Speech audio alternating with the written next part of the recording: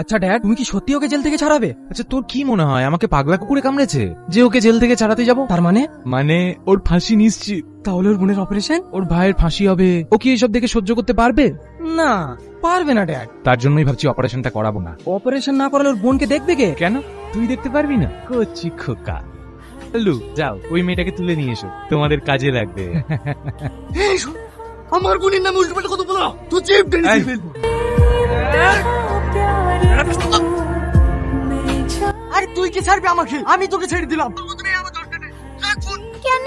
সঠিক কথা বলছি বলে গায়ে ফুসকা পড়ছে নাকি? কি ফোন কাটবি কি কাটবি নি? না কাটবো না। কাটবি নি না? কে আপনি? আর আপনি এই অবস্থা কি করে হলো? কথা বলেন। কেউ কে আছেন? Help help! আপনার কিছু হবে না, আমি আপনাকে হসপিটাল নিয়ে যাবো। আমি মনে হয় বেশিক্ষণ বাঁচবো না। না না, আপনার কিছু হবে না। আগে আমার কথা শোনো। আমার বোন আমাকে খুব ভালোবাসে। আমি মরে গেলে আমার মৃত্যুর খবর যায়, ও চাইলে সহ্য করতে পারবে না। আর একটা কথা, তুমি আমার বোনটাকে দেখো, ওরা আমার বোনটাকে বাঁচতে দেবে না। তুমি আমার শেষ। রাজু, রাজু! আসছি ভাই। এত রাত হলো কেন? সরি বলো, না হলে ঘরে ঢুকতে দেবো না। কি হলো? সরি বলো। ভাই কোথায় গেলে? ভাই